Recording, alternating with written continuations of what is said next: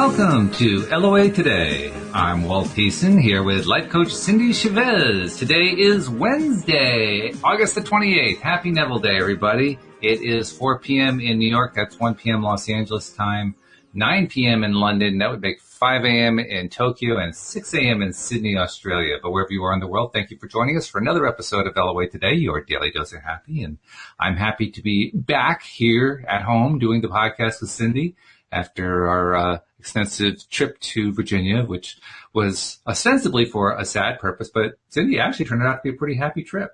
I love that. Yeah. I mean, we said goodbye to my mom, but on the other hand, I reconnected with a couple of cousins I haven't seen or talked with in over 40 years, which was just absolutely awesome.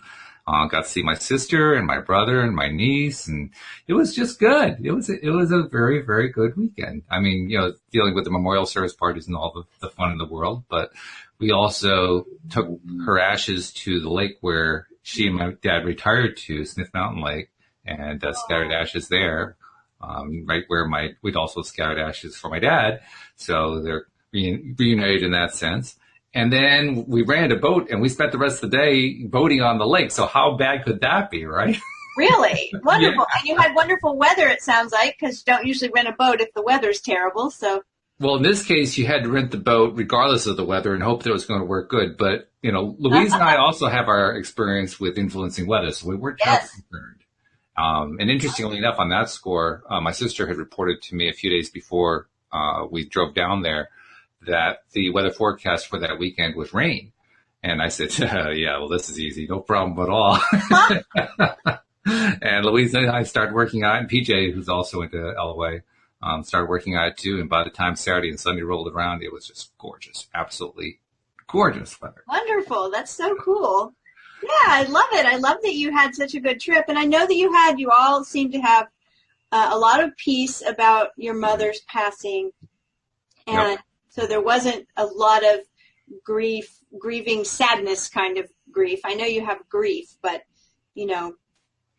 Actually none. And that's the part that's been the most astonishing and stunning about this whole experience. Yeah.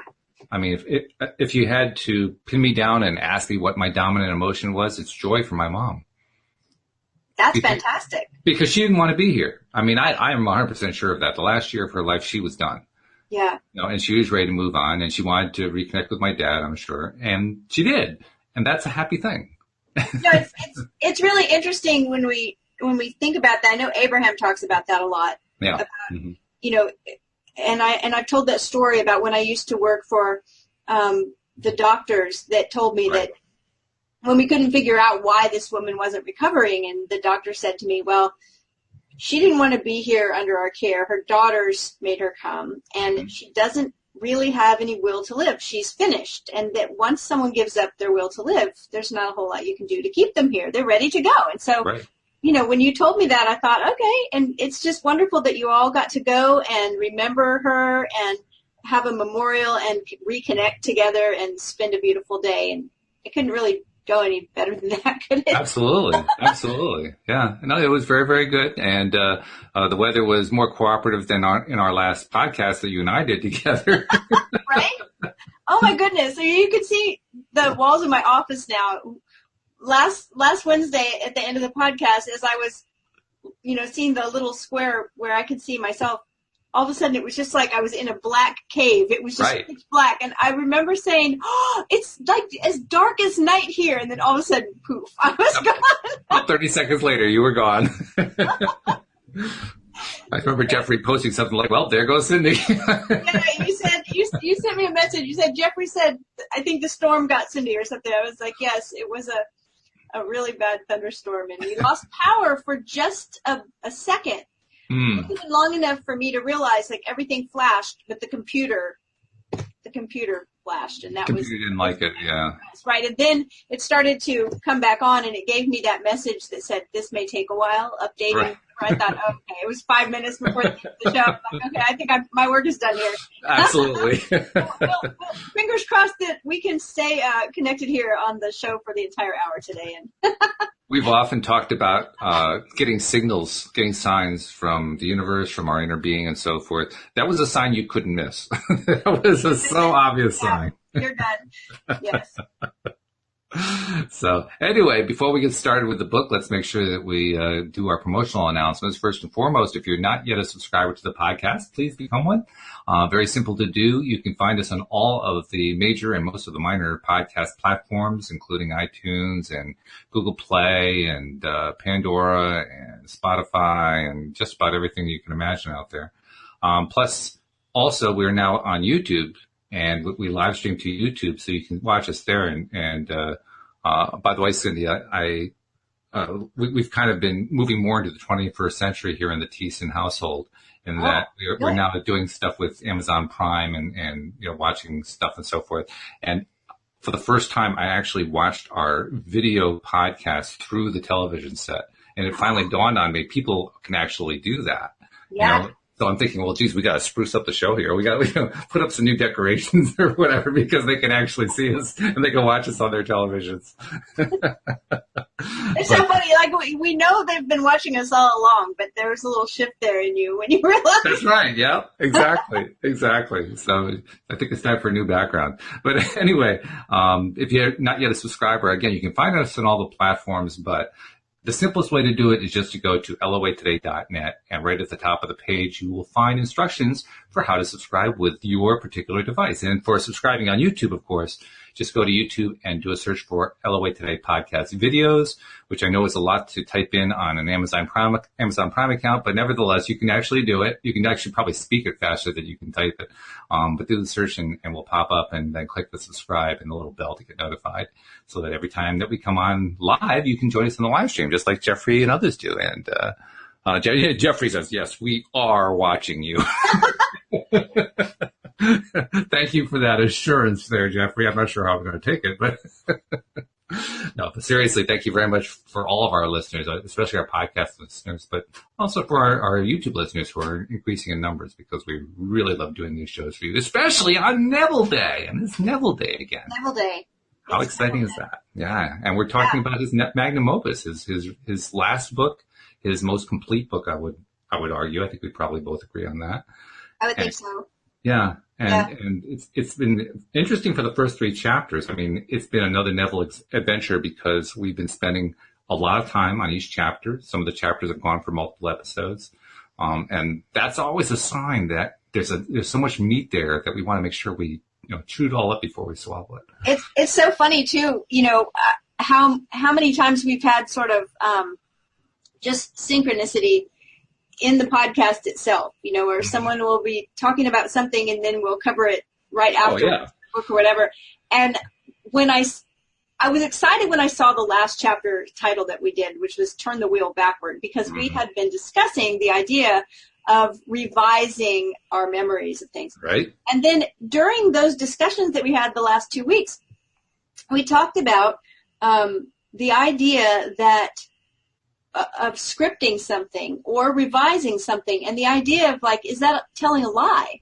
Right? And we talked about how sometimes people are a little averse to affirmations because they feel like they're lying to themselves, and what is a lie and what is the truth and all of that. And I see the chapter title for today, and it's There Is No Fiction. Yes, but I'm okay. We're right on track, because this is what we had been discussing before. And so I think that's kind of funny how it all always weaves together in such a perfect way. Just to further nail the point home, right? That this stuff is just as when you think you've got it figured out and you're kind of got a handle on, this, I don't know if I can stretch that far. Then Neville says, okay, now stretch it farther. Oh, right. That reminds me of that time, I had gone through something really difficult, and I had been resisting a certain situation for a long time. And it wasn't changing, so really it wasn't useful to resist. But I just had so much resistance about it. I was struggling against it so much. And then I finally, one day, I got real clarity about it. And I remember saying, you know what? I accept this. I totally accept it. And I felt like such a rock star, right? Like, for some reason, I felt really, really clear about it. And I felt so much better. I had released all this resistance. And I just said, I totally accept this. And my higher, wiser self said, well, can you love it? I was like, really? Seriously? Like, I thought I had arrived, and then it's like my higher self appeared to just kick my ass, right? It's like, now I have to love this? I just said I would accept it. That's Neville. Push us a little bit further.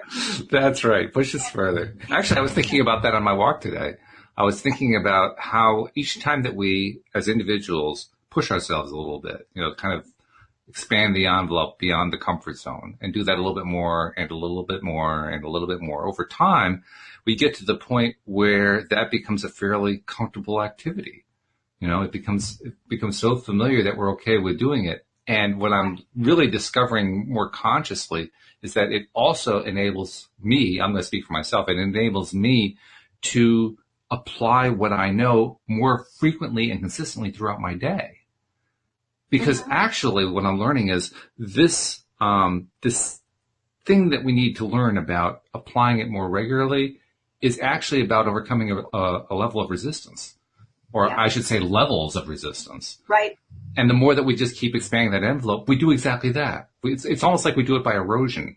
We don't come at it with like an atomic bomb. We just kind of melt it away over time. Well, that's a good point, because when a lot of times we think of resistance as, when these things occur that we are very resistant to, like obviously, like in ourselves saying, no, I don't want that to happen. But it's usually not like that. It's usually that it's that primal part of our brain that resists any kind of change.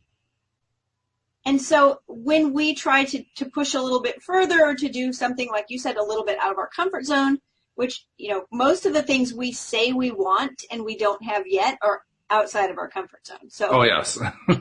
And so when we try to do that, there's that part of us that does not want change, and it's resistant to change, even if the change is really benign. Because we like to be comfortable. We like things that we know that we're safe with. And so we stay on that same path, or maybe a treadmill. A little bit of each. Yeah, a little bit of each, I think. Yeah. So let's expand the envelope and discover whether or not there really is no such thing as fiction. Let's see. Neville says there is no fiction. He starts with a quote from John S. Mackenzie. He says, the distinction between what is real and what is imaginary is not one that can be fully maintained. All existing things are, in an intelligible sense, imaginary. My guess about that is this idea that we all recognize that everything is happening in our mind, right? It's all mental. So that's the sense in that even things that are existing are imaginary. It's because we are perceiving them through our mind, through our brain.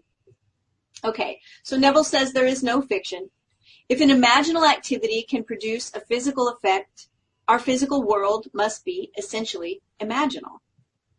To prove this would require merely that we observe our imaginal activities and watch to see whether or not they produce corresponding external effects. If they do, then we must conclude there is no fiction. Today's imaginal drama, fiction, becomes tomorrow's fact. If we had this wider view of causation, that causation is mental, not physical, that our mental states are causative of physical effects, then we would realize our responsibility as a creator and imagine only the best imaginable. I always believed that, but now I'm not so sure that we do.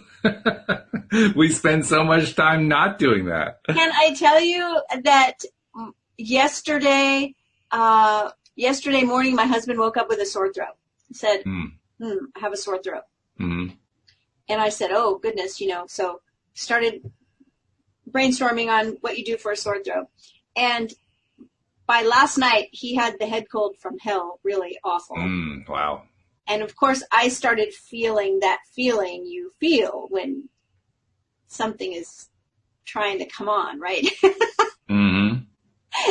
And this idea right here of imagining the best possible, you know how many times I had to pivot? Because I'm fine now. I'm fine right now. But last night, I felt I was going down that path pretty heavily. And so I started saying, stop. Like every time my mind would say, I had all those thoughts, right? I had I had a recording that I had to make this morning. Mm-hmm. And I had the podcast this afternoon. Mm-hmm. And I had a call in between the two. Mm-hmm. And my brain kept saying last night, oh no, if you get a sore throat, you won't be able to finish the recording. If you get a sore throat, how are you going to do your call in the podcast? And what if you get really sick? And you could be, and I kept every time having to pivot back and say, that's not what I want. And that's not what I'm going to think about. But this idea right here, if we had this wider view of causation, then we'd realize that we had responsibility as a creator. And that's what I kept realizing. But my mind was not automatically imagining the best imaginable. It was not. It kept trying to take me down the path of what if. And Jeffrey was just yanking our chain by saying it's been going around, which of course is exactly what we tend to say when these things happen, right? Yeah. Yeah. And, even now I say to myself, well, it still could happen, right? I could finish the podcast today and tomorrow morning wake up, right? And my brain is still trying to convince me with logic. Mm-hmm. Mm-hmm. Mm-hmm. How likely it is that Yes. I might end up sick. So, okay. I was noticing that logic thing too, particularly in the last day or so about medical stuff and health. Oh. I've really come to believe that all of our health situations, both adverse and healthy health, are directly related to what we think about, to what we focus our attention on. And yet, I live in a society where I included am involved in, well, did I take my vitamins today? Has my wife taken her meds? What did the doctor say about this? Right. My sister called me and told me about how doctors had said that the G5, or 5G rather, the 5G technology for cell phones, the next generation cell phones, is actually damaging to your health. I mean, it's like endless streams of stuff about, all these external things that control our health. When I know deep down, I'm the one doing it. And yet I buy into all this other stuff. It's amazing. Well, remember, we have to be a little easy on ourselves by remembering a couple of things, and that is that energy entrains to itself. Yeah. And we live in a world where there are billions of other people. And so all of their vibrations affect our vibration. That's true. And by the way, Jeffrey posted something really good here. He says, it's also okay to get sick every once in a while. Sometimes we need a reminder to take it easy and take care of ourselves. That's so true. It's so true. And, whenever you hear somebody it's usually somebody that works really, really a lot of hours, really hard, and then they say, I finally got a day off and I got sick. Yeah, right. And I'm always like, well, that's your body saying, I used to work for a naturopathic physician. And one time I got this bad cold and I was feeling really down on myself because of it. I realized that mentally it was like there was something wrong with me. I was really beating myself up. Mm-hmm. And she asked me, what's going on? Because of course I was there at work, and I said, I just feel so bad. Like I'm trying to take good care of myself. Like I do all these things right. And then I still end up with this bad cold. And she said to me, it's not that you get sick that's a problem. It's how your body responds to the sickness once you get it. And she said a cold in the body is that your body collects viruses, and a cold is your body's the way of getting rid of them. You shed the virus when you sneeze, when you cough, all these things. And she said it's like a forest fire cleaning out a forest. It's nature's way of keeping you healthy. She said, so, if you get one cold a year, and she said it's actually a healthy thing. And so it kind of changed my perspective on that, right? She said it's when you get a cold every other week and you just can't get well from it, then you know that you've got to, boost your immune system or your health or whatever. But so I always think about that, and like Jeffrey said, sometimes that's the only way our body can get us to slow down, be still, be quiet, take a break, and listen to what's going on in our internal world. So, it's not always that bad. Yeah. We label everything, don't we? This is good and this is bad. Yeah, that's where I keep going back in my mind over and over again to what you taught me, which is instead of good and bad, it's like and don't like, prefer and don't prefer. Yeah, or it's uncomfortable or comfortable. Or, yep, there's another one. It's like I had these emotions, and they felt uncomfortable to me. Mm-hmm. Yep. Not that they're bad or wrong, because once we label something bad, and I was just talking about somebody about this morning. so often once we label something bad, we make it wrong. Oh, yeah. Which is even worse, right? Yeah. It's like moving down, because then we blame either someone else or we blame ourselves, and now we're in victim mode with that energy of blame, all because we decided something was bad. When if we would have just decided that it was uncomfortable, we may have gone down a different path with it. So, all right, well, I don't want to get too far on a tangent here, but... Well, actually, that's an appropriate tangent now that I think about it, because I saw somebody who posted in an LOA group, what's your feeling about the moral state of the world? So clearly this is on other people's minds as well, and it's an important thing to bring up, that we get hooked onto these questions of this is right, this is wrong, this is good, this is bad, and all we're doing is just setting ourselves up when we do that. So this is a good time to start learning a new way of talking to ourselves. Exactly. I've been thinking about that a lot, about some words. There are 3 words that I'm working on right now, and I've written about this extensively, but these are new. I'm working on these 3 words in my own life, just me personally, changing them up. The words want and need, and the word anxious, right? So want and need, I've changed them, or I'm working on it. I still slip, right? I'm working on changing want and need to desire and require. Okay. And I'm working on changing anxious to eager.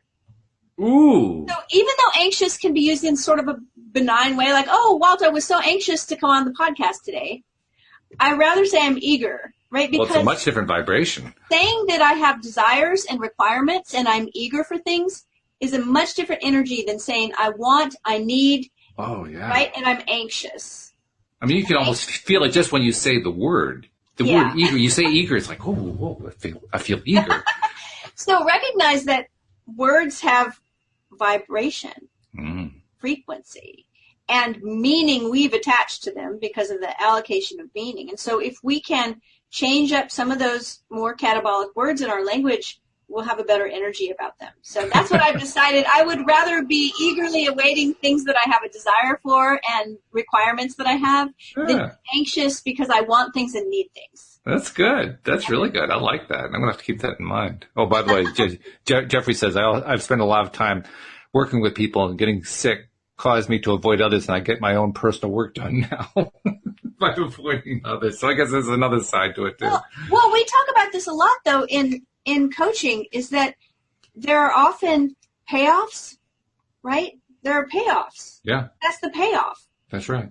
What was the payoff for getting sick? Well, I got a lot of downtime. I got alone time. I got to, I got to Netflix out. I got to get my personal work done, whatever it is. It's like, that was the payoff. That's and it. So sometimes we have, consequences that are actually a payoff, and we're sort of willing to do it. Sure. Yeah. Absolutely.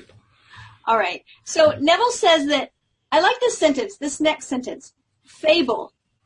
Kids, now he's using the word fable, which is kind of like we've been changing up words, right? Instead of need, I require. Okay. Fable enacted as a sort of stage play in the mind is what causes the physical facts of life.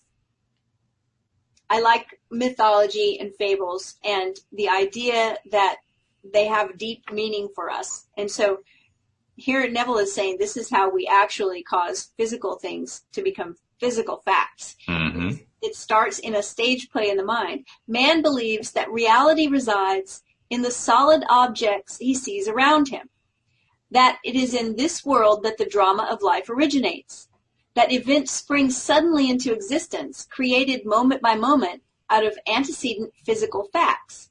But causation does not lie in the external world of facts. The drama of life originates in the imagination of man. The real act of becoming takes place within man's imagination and not without.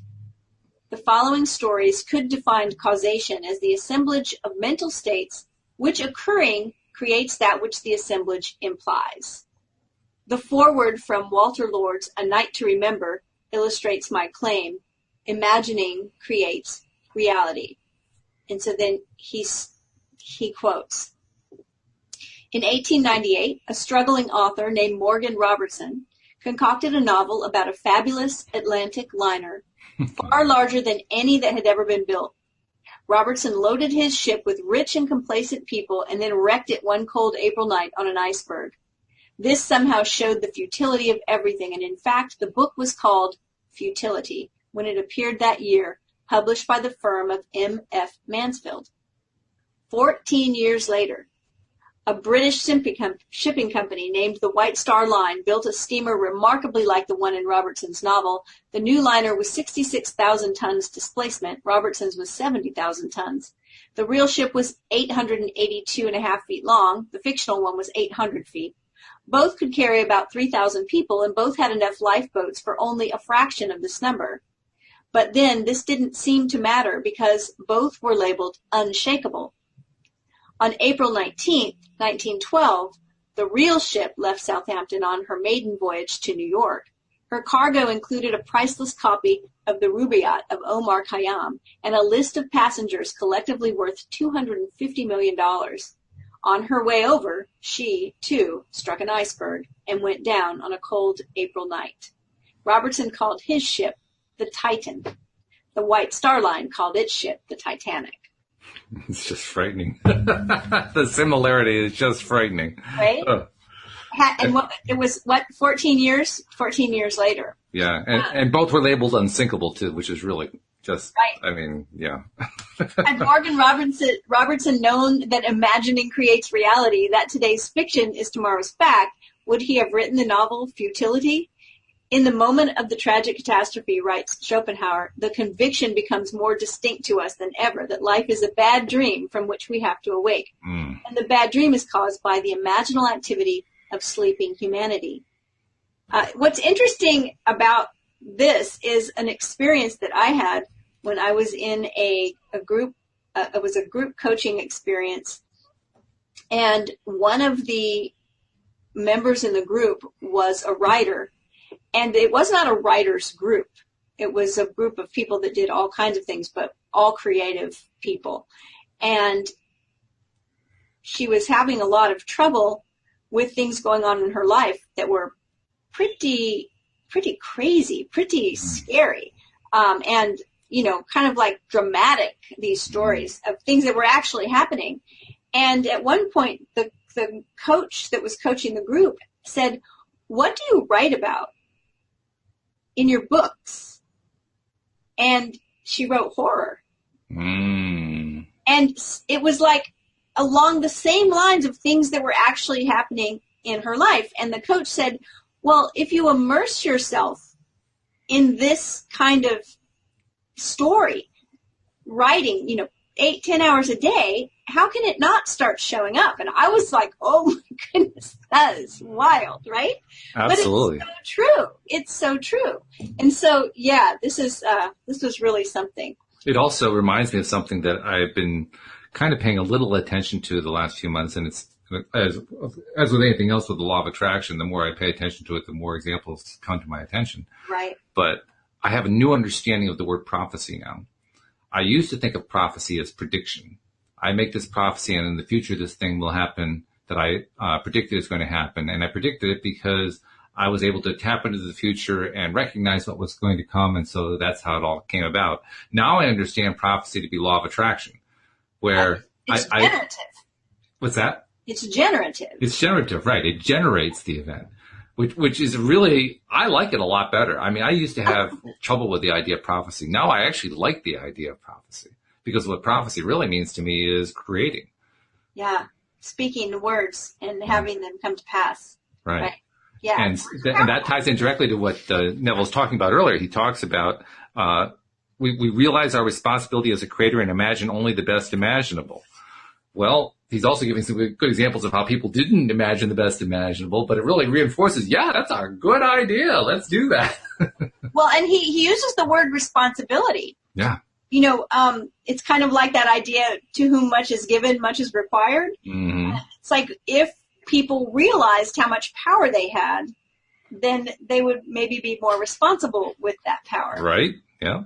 So he says, continuing on, imaginal activities may be remote from their manifestation, and unobserved events are only appearance.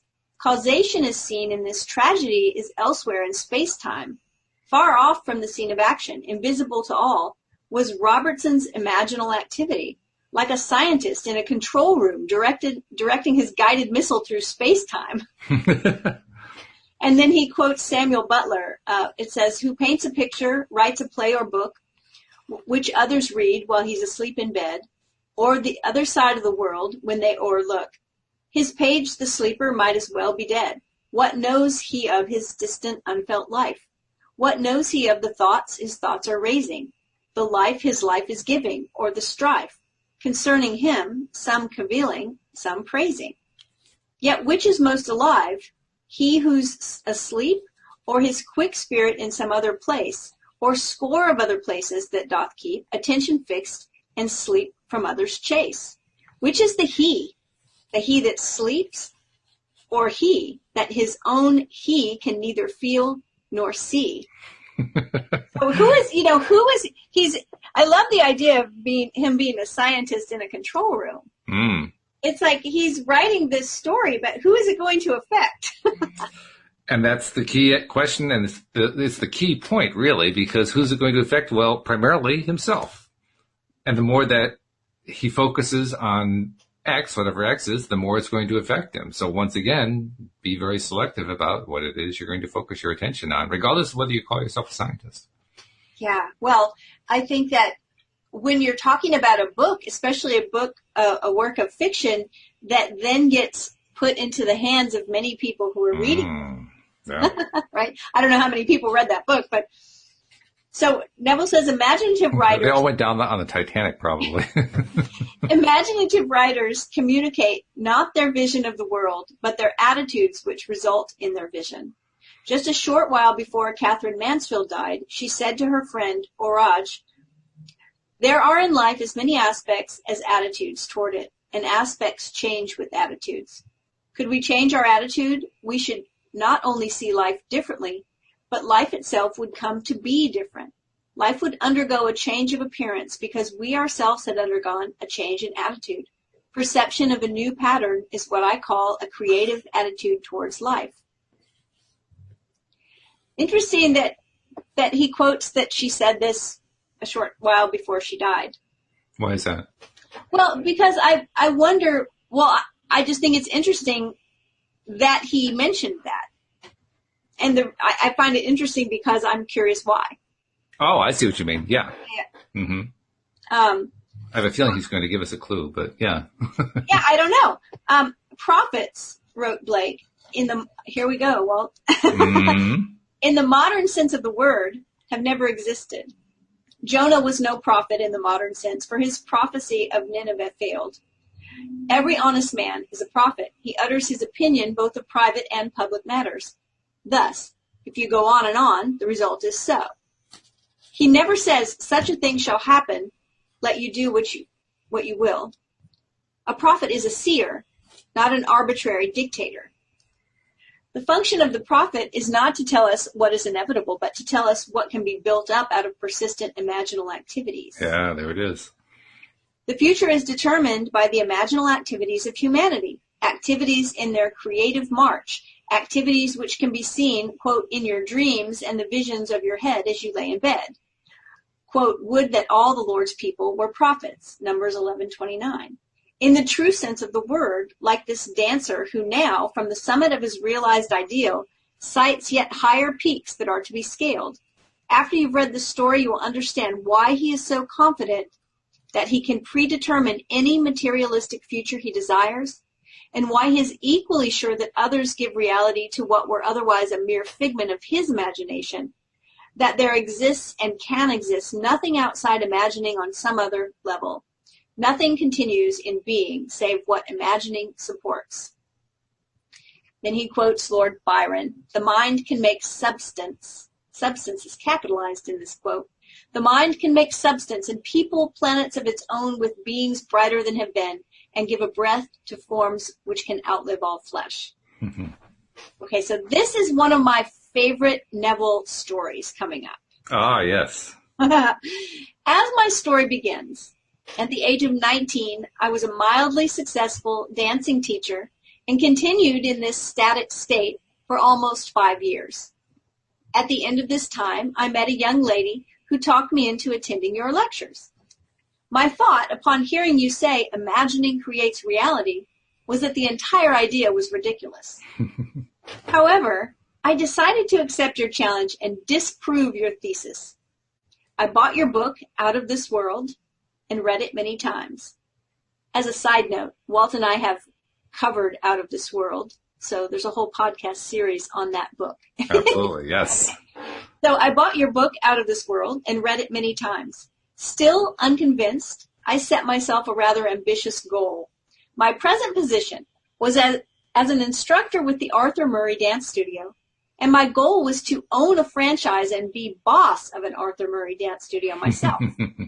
This seemed the most unlikely thing in the world, as franchises were extremely difficult to secure. But on top of this fact, I was completely without the necessary funds to begin such an operation. Nevertheless, I assumed the feeling of my wish fulfilled as night after night, in my imagination, I went to sleep managing my own studio. I want to interrupt for a second, too, and point out how he started out here. He says, I decided to accept your challenge and disprove your thesis. So look at all the steps he went through. He was being very thorough in following all the instructions so he could disprove it, so he could prove that it doesn't work. He was putting a lot of energy into making sure. And that's interesting as well, is that so many times when we're going into this kind of work, we're really careful that our intention is pure around our desire. Right. And in this case, this guy was pretty much recognizing that he was going to fail. I mean, he didn't have faith in the process. He was going to disprove it. So that's really interesting in itself. In fact, it disproves the thesis that you have to have the faith of a mustard seed. Actually, you don't have to have any faith at all. All you just keep going at it. And also make a note that take note of the fact that he said he did this night after night in his imagination as he went to sleep, which is something that Neville often talks about.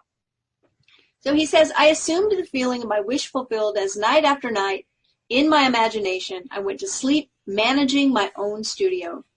3 weeks later, a friend called me from Reno, Nevada. He had the Murray studio there and said it was too much for him to cope with alone. He offered me a partnership, and I was delighted, so delighted, in fact, that I hastened to Reno on borrowed money and promptly forgot all about you and your story of imagination.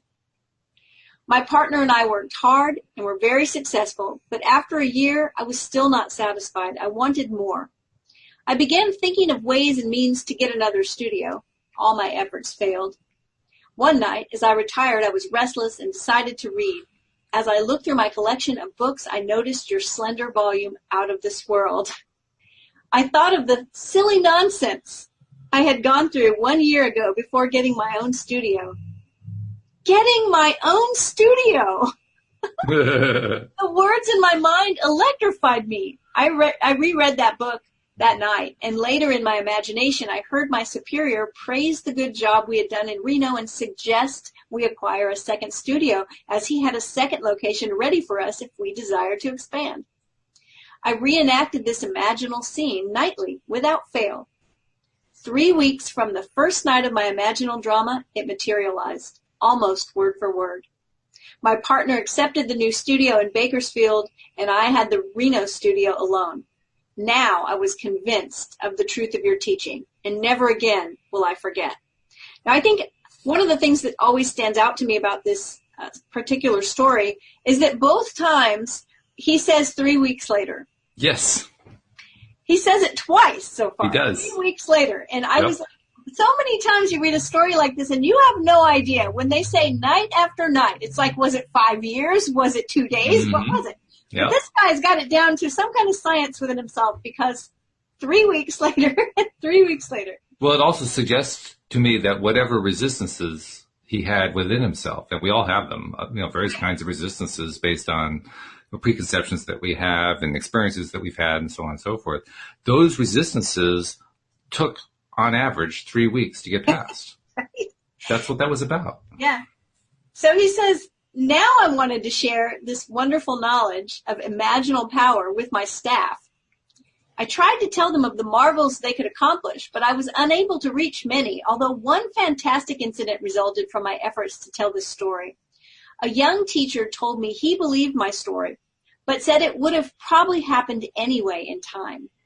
He insisted the entire theory was nonsense, but stated that if I could tell him something of an incredible nature that would actually happen and which he could witness, then he would believe.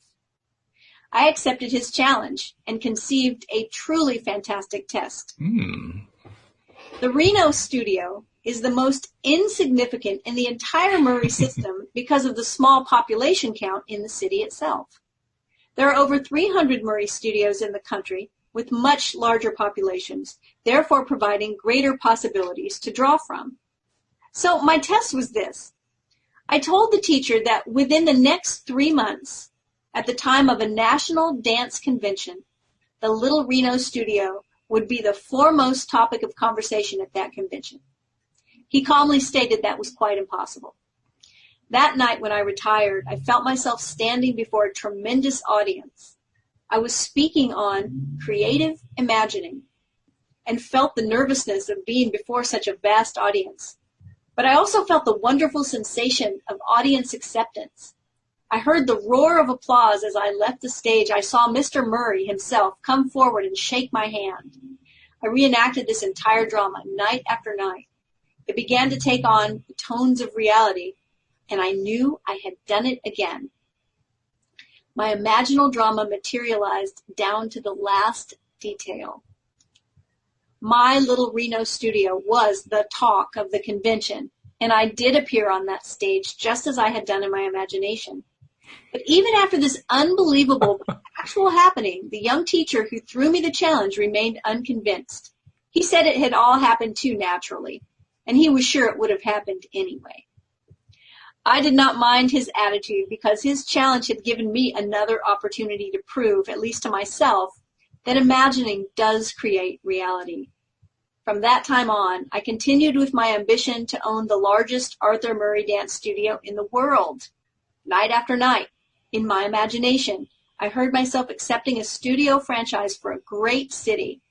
Within 3 weeks, here we go again, within 3 weeks, Mr. Murray called me and offered a studio in a city of 1.5 million people.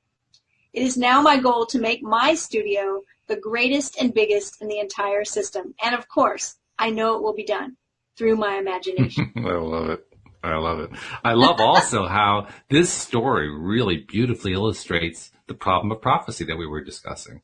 Because on the one hand, we have the storyteller himself who at first was a doubter, then had the experience a few times and really, really believed and was trying to educate his teachers who worked for him how the thing worked. And one of them had adopted the viewpoint that it would have happened anyway. In other words, he had adopted what I would call my original view of prophecy. Prophecy is just, saying this is what's going to happen. And right. It's just, it would have happened anyway, regardless of whether I gave a prophecy about it. Regardless of whether somebody was able to tap into the future and see it and speak about it or not, it was going to happen. It was going to happen. It was inevitable. It was fate. It was fated and it was inevitable. And so that's an interesting thing by itself. Now, Jeffrey added to this, and I want to bring in what Jeffrey said. He said, do others have to read your work or hear your words in order for the prophecy to come true? That's an interesting point. Well, I would say no, but that the reason, if you're going to call it prophecy, I believe it's because it's been spoken and been witnessed. Right. Yeah, that's part of the root of the word. Down, or, right? Mm-hmm. I mean, that's what makes it prophecy, but you can decree something and speak it and call something into being without anyone hearing you. I don't think it has to be heard or written down to manifest. But in order for it to be called prophecy, I think that's the whole point of it being called prophecy, is that it was spoken and witnessed. Which makes me wonder, what would his friend have said if he had written it down and secretly hidden it away? Well, but here's the thing: is his friend said, "Okay, I will believe it if you can tell me something that's ridiculously impossible, right? Mm-hmm. And I hear you say it, and then I watch it happen myself. Mm-hmm. Then I'll believe it." And when he told him, this is what I'm going to do, our little studio here is going to be the talk of the big convention, the teacher said, that's impossible. Well, that was what he was asking for. He said, give me something impossible. And then he watched it unfold and still said it would have happened anyway. So that's going to always be probably the answer from that person or that type of person, right? Is, oh, it would have happened anyway. He's a non-believer. So well, that's the question that I'm raising, though. The question I'm raising is, what if the order had been reversed? And I'm thinking about it in terms of like how a magician would do his magic trick. You know, a magician actually manipulates physical reality, but he does it in a way that it looks like he's doing something else. He creates the illusion of something. Yes, a stage magician. Right. A stage magician, it's all sleight of hand. It's mirrors. It's right. deceiving the eye and making you look one way so that he can do something the other way. Right. And that's what that whole art is all about. And it's fun. It's a very educational thing. But we love that because we were deceived, and we know we were deceived, and we were deliberately deceived, and it's fun. Yeah. If it was a situation where the deception was happening because of some sort of a ulterior motive, now we don't like that so much. But when we're doing it just for educational and entertainment purposes, we like that.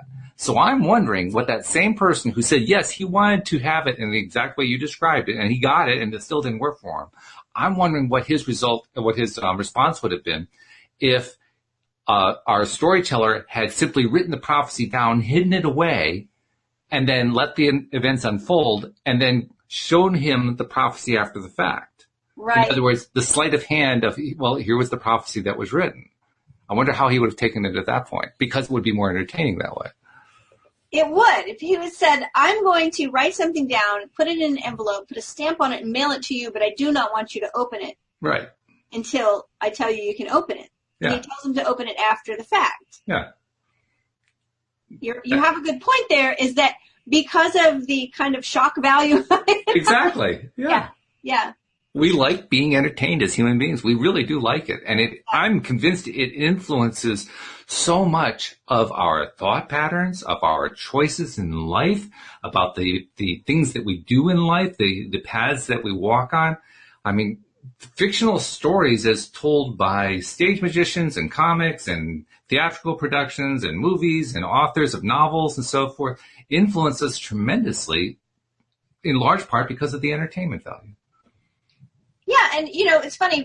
We read the quote from him talking about fables, using the word fables. That's right. Yeah. And fables and mythology, fairy tales, if you will, all of those stories, they all have anchors in reality to our own experiences. That's the hero's journey. That's right. And we all live that all the time. And so I think that's another reason why we find them to be interesting. Is not only are they entertaining, but that they touch us in a place that feels real to us. Right.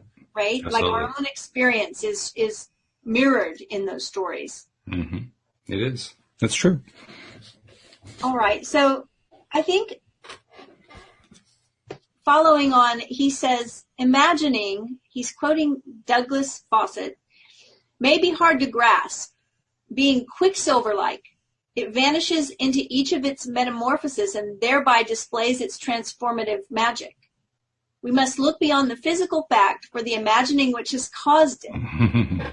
For 1 year, EOL, that's the dance instructor, for 1 year, EOL Jr. lost himself in his metamorphosis, but fortunately he remembered the silly nonsense he had gone through before getting his own studio and reread the book. I thought that was so funny. And he's done this for 3 weeks, every night. And then he gets a phone call about an opportunity to have a studio. And he said, yes, he took it right away. He said, yes, right away, put the book back on the shelf and never thought about the book again. Which we do a lot more than we realize. Yeah, I guess you're right about that. Yeah, I think we do. And once again, he's also introducing the value of entertainment, because the entertainment part was discovering that the book said, do this, and he had done it, and oh my God, I actually did that, and it produced the result. That's my favorite part of the story, when he says, well, before I got my own studio. Yeah, right. What am I saying? Right. Neville says, imaginal acts on the human level need a certain interval of time to develop. But imaginal acts, whether committed to print or locked in the bosom of a hermit, will realize themselves in time. So two different things here. He's talking about, because he actually says he doesn't talk about speaking it, but he talks about committing it to print. Keeping it locked in the bosom of a hermit. Okay, keeping it to yourself or writing it down. He says it needs some time, but they will realize themselves in time. Test yourself, if only out of curiosity. You will discover the profit, in quotes, the profit is your own imagining, and you will know there is no fiction. Now, this reminds me of stories that we hear, especially as a relationship coach, stories that we hear of people writing down a list of what they're looking for in a soulmate. And I think I've told this story before. When my marriage was ending in 2006, I went to see a therapist because things were really bad. And I just decided I'm going to go have a meeting with this therapist to kind of give me some support here. And the therapist said to me, and my marriage had not ended yet, right? Like I still had hope that my marriage might be fixed. Mm-hmm. And the therapist said to me, I want you to do some homework for me. I want you to go home and write down a list of everything you would have in a spouse if your spouse was just shoot for the moon, like everything you would want in a partner. Which was really odd to me because I wasn't looking for another partner. Right. Right? I was married. And so I said, why do you want me to do this? She said, it's just part of the homework. Don't put too much thought in it. Just go write that list. Well, I went home and I got a notebook and I wrote this list and I stuck it away in a drawer.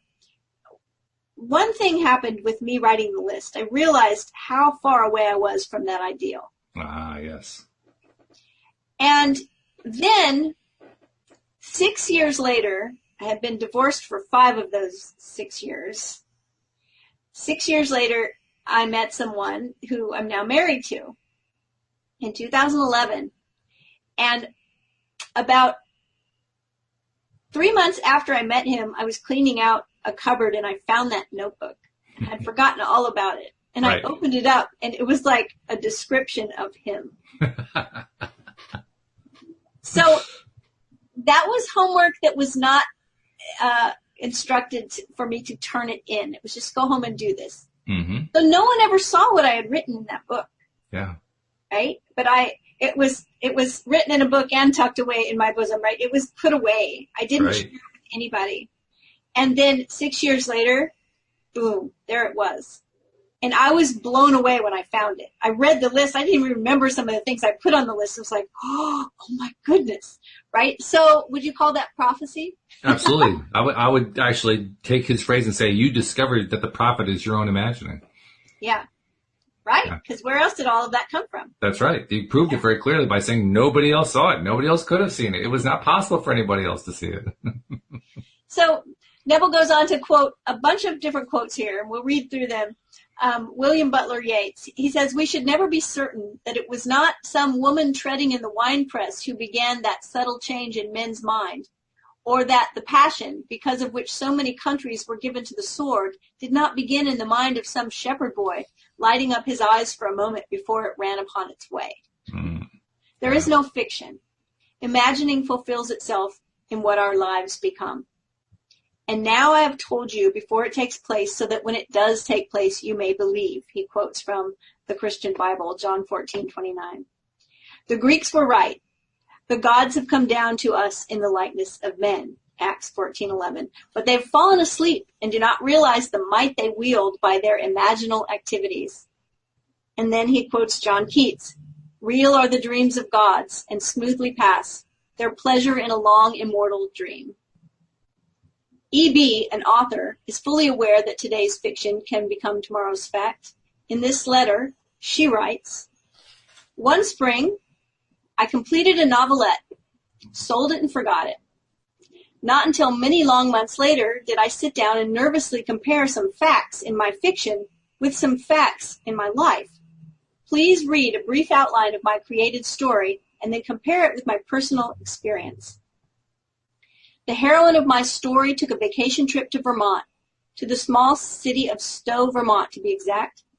When she reached her destination, she was faced with such unpleasant behavior on the part of her companion that she either had to continue her lifetime pattern of allowing another's selfish demand dominate her, or to break that pattern and leave. She broke it and returned to New York. When she returned, and the story continues, events took shape in a proposal of marriage, which she happily accepted. For my part of this tale, as small events evolved, I began to remember the dictates of my own pen and insignificant relationship. This is what happened to me. I received an invitation from a friend offering a vacation at her summer place in Vermont. I accepted and was not startled at first when I learned her summer place was in the city of Stowe. Of course it was. When I arrived, I found my hostess in such a highly nervous state that I realized I was faced with either wretched summer or the choice of walking out on her. Never before in my life had I been strong enough to ignore what I thought were the claims of duty and friendship. But this time I did, and without ceremony, I returned to New York. A few days after I returned to my home, I, too, received a proposal of marriage. But at this point, fact and fiction parted. I refused the offer. I know, Neville, now that there is no such thing as fiction. It's an interesting point that he's making, too. There's no such thing as fiction. And I can hear in my mind people who are Neville followers turning that into a mantra. There's no such thing as fiction. There's no such thing as fiction. But I also want to point out there's value in having the word fiction around, because fiction is how we allow ourselves to engage in fictional imaginings. Sure. Because we can't deal with, well, this is what the real is. Reality is something completely different. And we talked about this at the beginning. I can't change that reality by lying about it.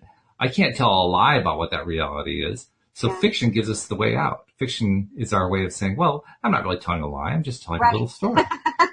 So it can serve us, right? That's right. It serves us very well. In chaos magic, there's an idea of writing a hypersigil, which is basically this. It's writing a story that you want to see come to pass and having it come to pass. Absolutely. There are whole scores of people who have done it, me included, and it's very powerful. So I think we can finish the chapter. Yeah, go for it. Let's get it done. All right. So Neville quotes George Meredith, Ballads and Poems of Tragic Life. Forgetful is green earth, the gods alone remember everlastingly. By their great memories, the gods are known. He comments, ends run true to their imaginal origins. We reap the fruit of forgotten blossom time.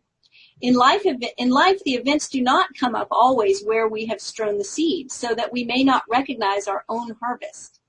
Events are the emergence of a hidden imaginal activity. Man is free to imagine whatever he desires. This is why, despite all fatalists and misguided prophets of doom, all awakened men know that they are free. They know that they are creating reality. Is there a scriptural passage to support this claim? Yes. He quotes Genesis 41:13, and it came to pass, as he interpreted to us, so it was. W.B. Yeats must have discovered that there is no fiction, for after describing some of his experiences in the conscious use of imagination, he writes, if all who have described events like this have not dreamed, we should rewrite our histories, for all men, certainly all imaginative men, must be forever casting forth enchantments, glamours, illusions. And all men, especially tranquil men, who have no powerful egotistic life, must be continually passing under their power. Our most elaborate thoughts, elaborate purposes, precise emotions are often, as I think, not really ours, but have on a sudden come up, as it were, out of hell or down out of heaven, from ideas of good and evil. Neville closes the chapter by saying, there is no fiction. Imagine better than the best you know.